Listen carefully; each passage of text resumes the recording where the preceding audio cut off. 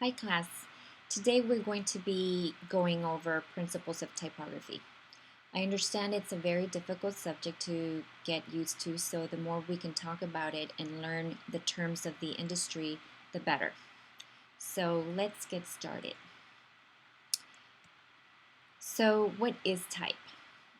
If you view type merely as literal content, typography becomes a challenge.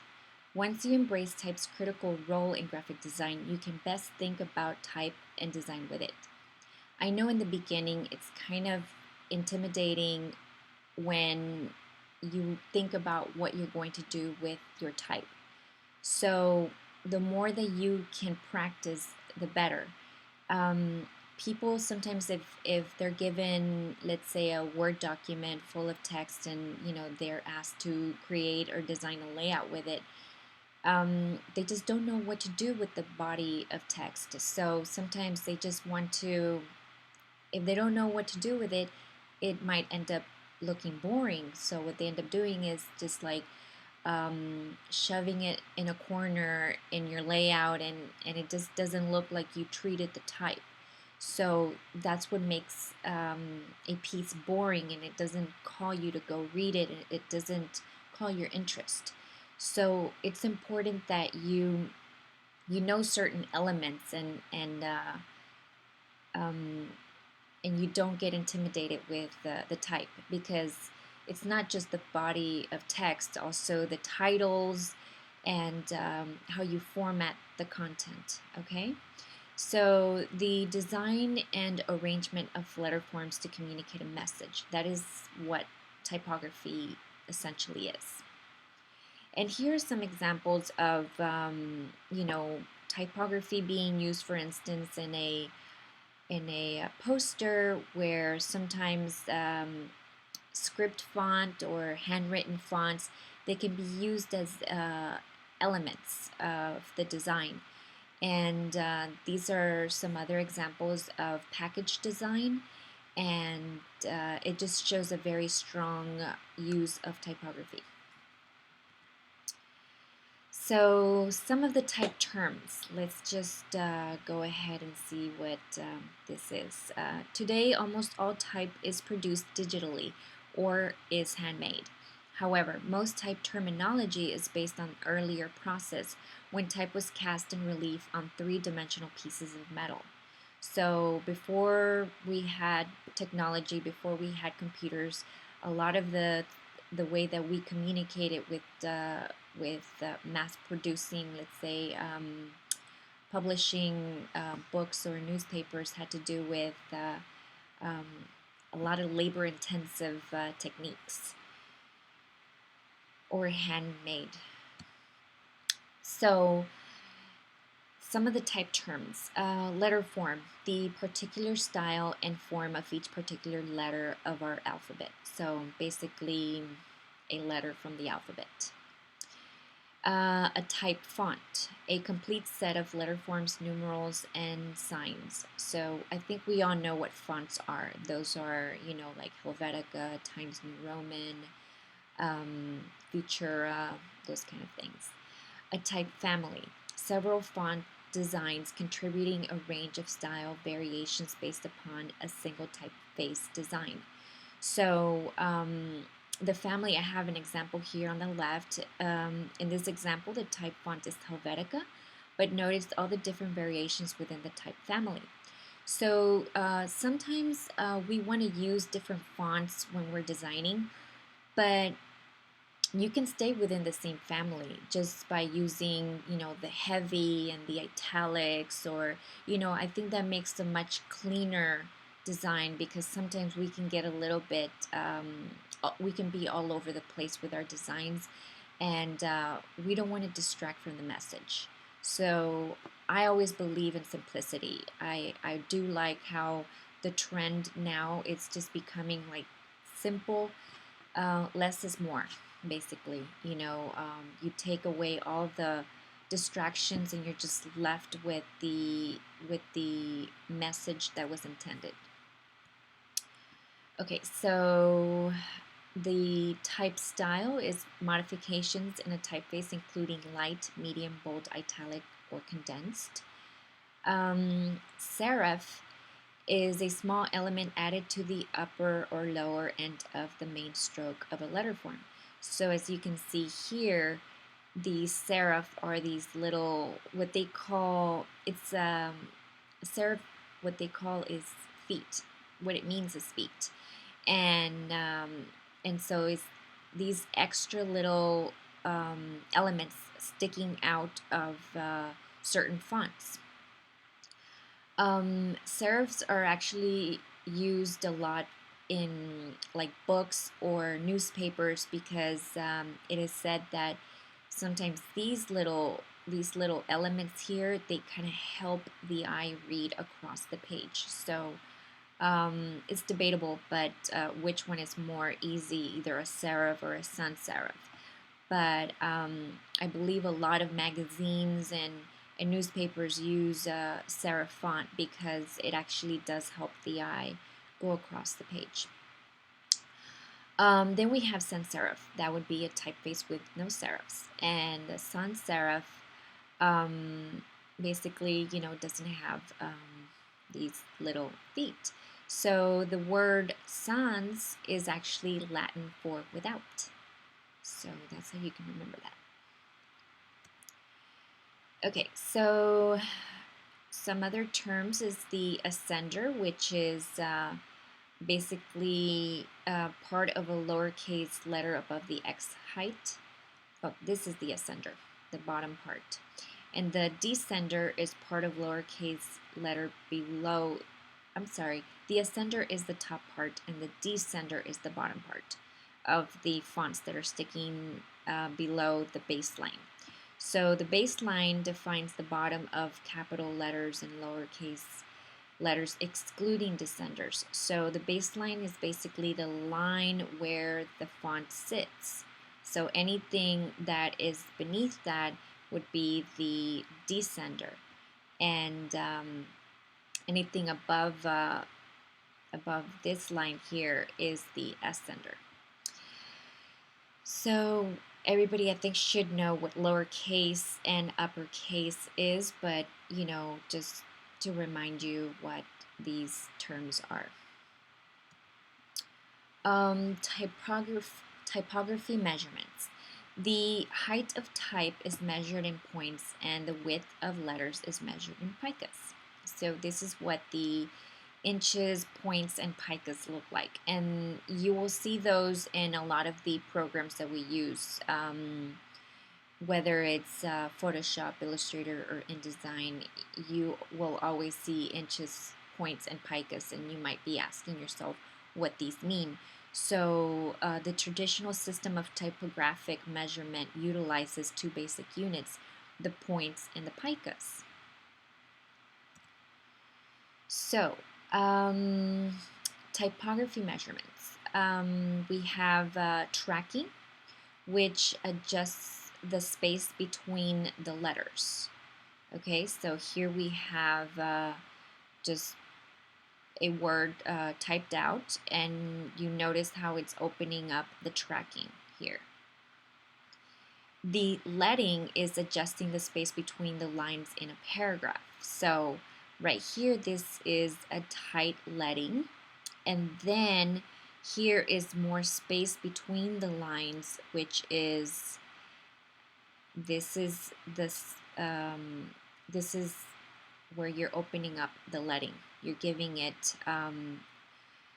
basically, when the leading is very tight, it makes it hard to read. So opening up the leading a little bit always helps.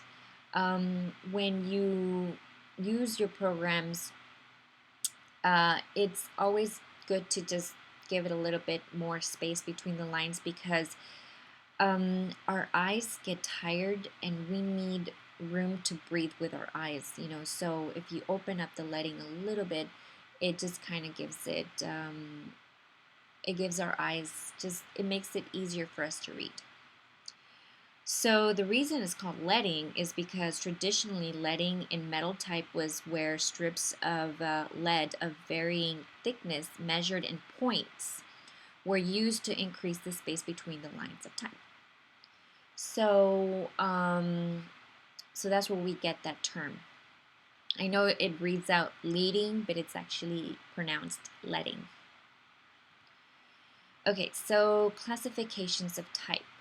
We have calligraphy, which is drawn by hand using drawing instruments.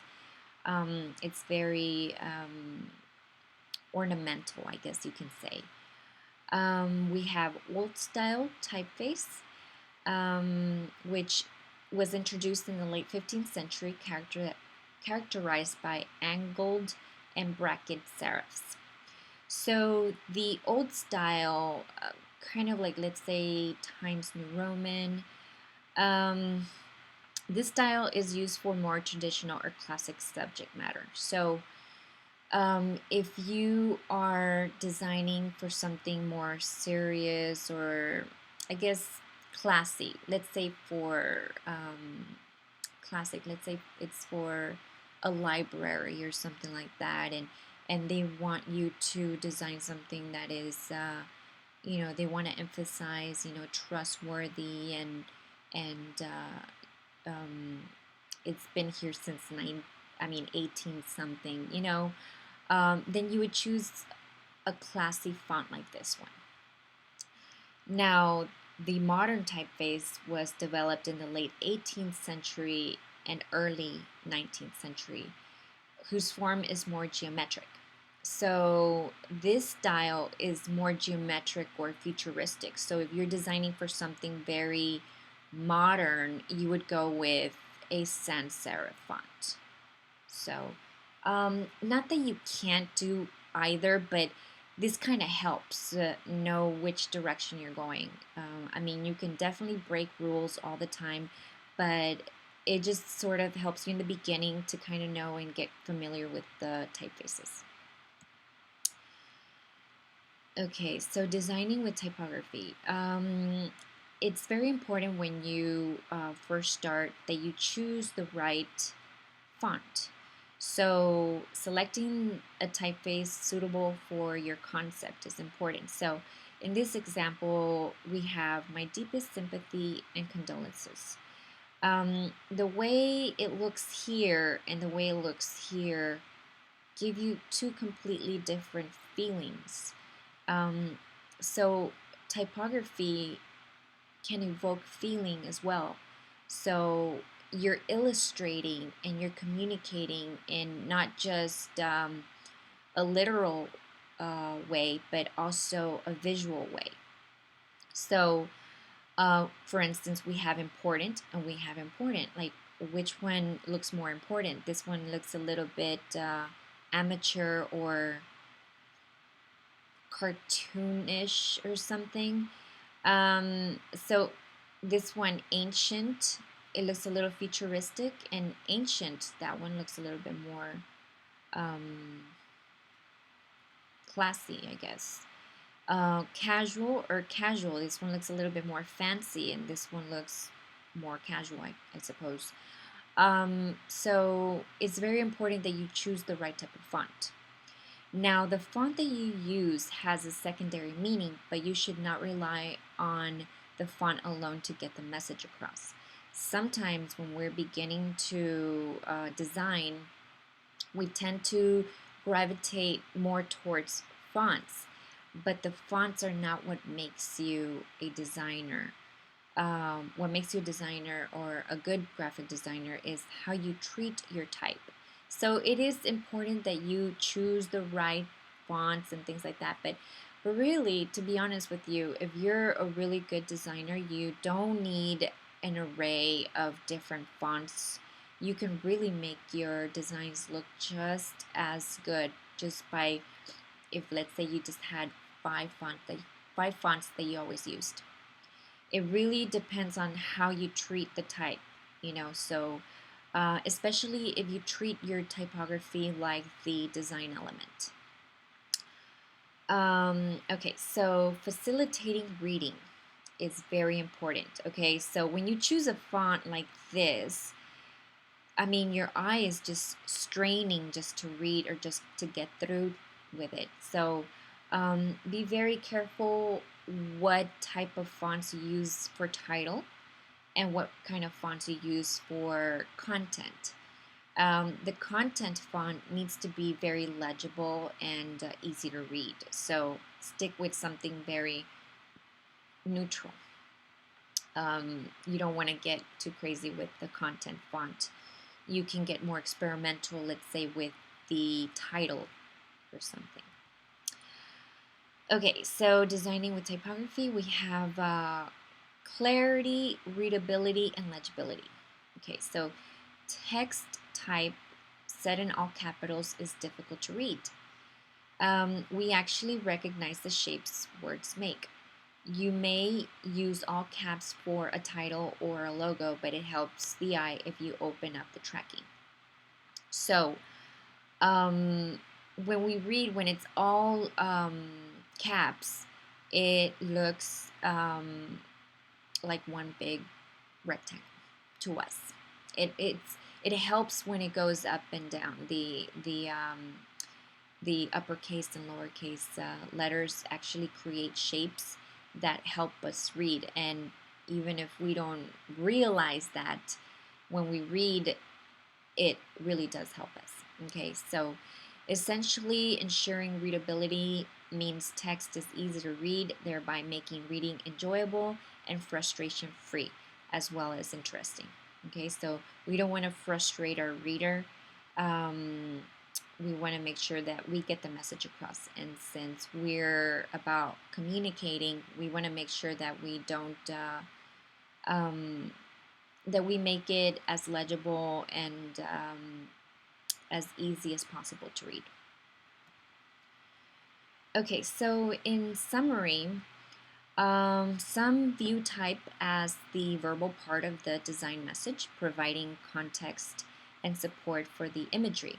So it's very easy for us to, I think some of us, if we used Photoshop for a while, we get so comfortable with images, and it's just so easy to play with images and color them, and it's fun, you know. But you can't just make pretty pictures all day. You know, you have to be able to communicate what you're trying to sell or you're trying to work with. So whether if it's a book cover, you know, what is the purpose of what you're designing? It's not, you can't just, unless you're just going to work for a photographer and you're going to modify pictures, but this is a communication class, and so it's very important that we learn how to get a message across. So, so we're not just looking at our designs like the text is just helping the images, but the text can be the image, okay? So however that view was, however, this view is a very limiting one. So when you just focus on the image, it's very limiting. Type should always be an active contributor and can in fact be the image itself, which is what I just said, expressing the entire message. So I have some examples here that show, I think most of these are posters, but there are 4 very strong typographic posters that the main use is typography. And so you have it in the title and in the content, and they're very strong pieces, and no use or no need of images or photos, which I'm not saying those things are bad. I'm saying it's very good that we start to acknowledge how important it is to communicate with type, mainly. So experimenting with type is one of the best ways to learn about it. The study of typography should be ongoing. Okay, so I wanted our first lesson and project to be about typography because this is what I want you to focus on for the rest of the semester. So I know it's difficult, but sometimes I feel like I don't introduce it early enough, and people are just starting to get used to it. So I decided to make it the first thing. I know it's difficult. I think there should be a whole semester for typography. So this is just a brief introduction, and we will go into other design elements in the future. Okay, so I hope you enjoyed this, and if you have any questions, make sure that you email me. Okay, take care.